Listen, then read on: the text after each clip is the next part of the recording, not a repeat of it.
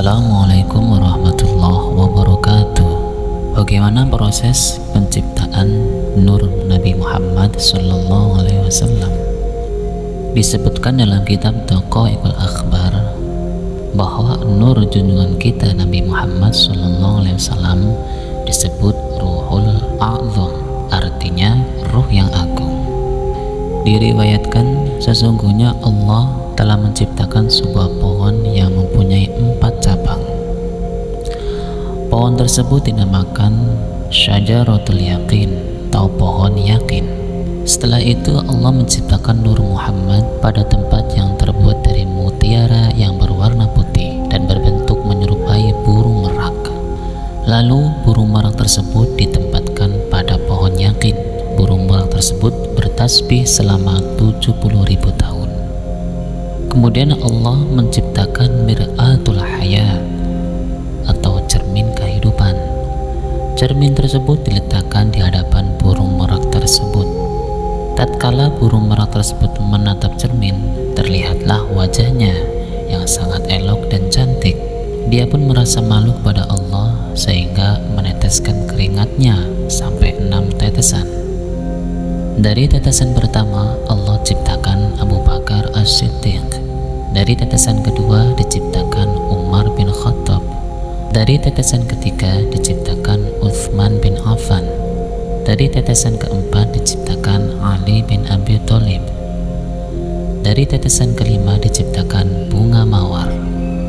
Dan dari tetesan keenam diciptakan padi. Nur Muhammad lalu bersujud 5 kali, sehingga hal tersebut menjadi kewajiban bagi kita semua dan diwajibkan sholat 5 waktu bagi Nabi Muhammad SAW beserta umatnya. Kemudian Allah memandang Nur Muhammad sehingga Nur Muhammad berkeringat karena malu kepada Allah. Maka dari keringat tersebut Allah menciptakan, dari keringat hidungnya diciptakan malaikat, dari keringat wajahnya diciptakan arash, kursi, lauh mahfuz, kolam, matahari, bulan, hijab, dan sesuatu yang ada di langit. Dari keringat dadanya diciptakan para nabi dan rasul, para ulama, syuhada, dan solihin. Dari keringat punggungnya diciptakan Baitul Makmur, Ka'bah, Baitul Maqdis, dan tempat-tempat masjid di seluruh dunia. Dari keringat kedua alisnya diciptakan umat Muhammad dari kaum mukmin dan muslim, laki-laki dan perempuan.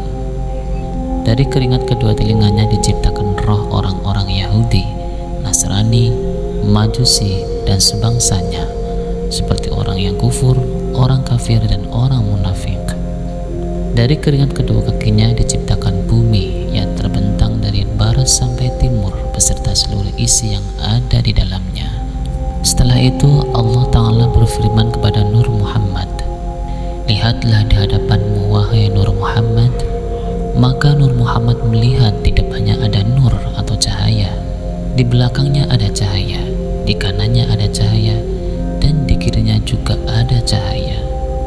Cahaya-cahaya tersebut adalah cahaya para sahabatnya di dunia, yaitu Abu Bakar As-Siddiq, Umar bin Khattab, Uthman bin Affan, dan Ali bin Abi Thalib radhiyallahu anhum. Kemudian Nur Muhammad bertasbih selama 70.000 tahun. Lalu diciptakan nur para nabi dari Nur Muhammad. Kemudian Allah memandang Nur Muhammad, maka diciptakan ruh para nabi dari keringat ruh Muhammad. Dan dari ruh para nabi tersebut diciptakan ruh para umatnya masing-masing. Sedangkan ruh kaum mukminin umat Muhammad diciptakan langsung dari keringat ruh Muhammad. Lalu para ruh semuanya mengucapkan La ilaha illallah Muhammadur Rasulullah. Selain itu Allah Ta'ala menciptakan pelita atau lampu dari batu akik berwarna merah yang bagian dalamnya dapat terlihat dari bagian luar. Dan Allah menciptakan wajah Muhammad sebagaimana wajahnya di dunia dan diletakkan pada pelita atau lampu tersebut. Nur Muhammad berdiri di dalamnya seperti berdiri orang yang sedang sholat, sedangkan ruh para nabi berputar mengelilinginya seraya membaca tasbih dan tahlil selama 1000 tahun. Kemudian Allah Ta'ala memerintahkan semua roh supaya melihat rupa Muhammad.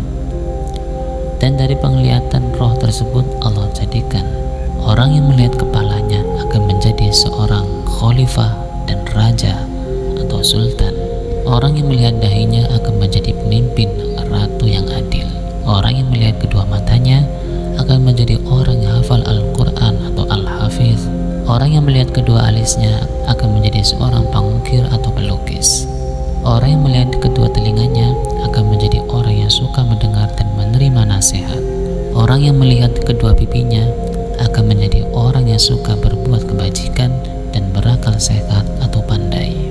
Orang yang melihat kedua bibirnya akan menjadi wazir atau patih atau orang kepercayaan raja. Orang yang melihat hidungnya akan menjadi hakim, tabib atau dokter dan penjual minyak wangi. Orang yang melihat bulunya akan menjadi orang yang ahli berpuasa. Orang yang melihat giginya akan menjadi orang yang elok parasnya dan cantik wajahnya, baik pria maupun wanita. Orang yang melihat lisannya akan menjadi seorang utusan raja-raja. Orang yang melihat tenggorokannya akan menjadi orang mubaligh, penasehat dan muadzin. Orang yang melihat janggutnya akan menjadi orang yang berjihad di jalan Allah. Orang yang melihat lehernya akan menjadi seorang pedagang atau saudagar. Orang yang melihat kedua lengannya akan menjadi penunggang kuda dan ahli pembuat pedang. Orang yang melihat lengan tangan kanannya akan menjadi orang yang berpaling dari agama Allah. Orang yang melihat lengan kirinya akan menjadi orang bodoh. Orang yang melihat telapak tangan kanannya akan menjadi seorang tukang uang dan tukang songket atau menyulam lainnya. Orang yang melihat telapak tangan kirinya akan menjadi penimbang atau tukang takar. Orang yang melihat kedua tangannya akan menjadi orang yang dermawan dan pandai. Orang yang melihat telapak tangan kiri bagian luar akan menjadi orang yang bakhil atau pelit. Orang yang melihat telapak tangan kanan bagian luar akan menjadi tukang masak atau koki. Orang yang melihat ujung jarinya akan menjadi seorang penulis atau khatib. Orang yang melihat jari-jari kanan akan menjadi seorang penjahit. Orang yang melihat jari-jari kiri akan menjadi tukang besi. Orang yang melihat dadanya akan menjadi orang yang alim dan mulia. Orang yang melihat punggungnya akan menjadi orang yang tawadhu dan taat pada perintah Allah. Orang yang melihat lambungnya akan menjadi orang yang ahli berperang. Orang yang melihat perutnya akan menjadi orang yang qana'ah, menerima apa adanya dan zuhud, tidak bergantung pada dunia. Orang yang melihat kedua lututnya akan menjadi orang yang ahli ruku dan sujud atau sholat. Orang yang melihat kedua kakinya akan menjadi seorang pemburu. Orang yang melihat bawah telapak kaki akan menjadi orang yang suka berjalan-jalan atau tamasya. Dan orang yang melihat bayangannya akan menjadi ahli lagu atau penyanyi dan penabuh gendang atau pemusik. Adapun orang yang tidak melihat apa-apa, maka akan jadi orang Yahudi, Nasrani, kafir dan Majusi. Dan ada lagi orang yang tidak dapat melihat sama sekali, yaitu orang yang mengaku dirinya sebagai Tuhan, seperti Namrud, Fir'aun, dan yang lainnya dari golongan orang kafir. Perlu diketahui bahwa Allah Ta'ala memerintahkan makhluknya untuk sholat sebagaimana gambar tulisan Ahmad, yaitu berdiri seperti huruf alif, ruku seperti huruf H, sujud seperti huruf mim, duduk seperti huruf dal. Dan Allah Ta'ala menciptakan makhluk seperti gambar tulisan Muhammad, yaitu kepala bulat seperti huruf mim yang pertama, badan seperti huruf H, perut seperti huruf mim yang kedua, kedua kaki seperti huruf dal. Maka orang kafir tidak akan dibakar ke dalam api neraka seperti bentuk asalnya, seperti gambar tulisan Muhammad, karena mulianya bentuk tersebut, sehingga diganti dahulu dengan bentuk babi. Setelah itu baru dibuang atau dimasukkan ke dalam api neraka. Wallahu a'lam bishawab.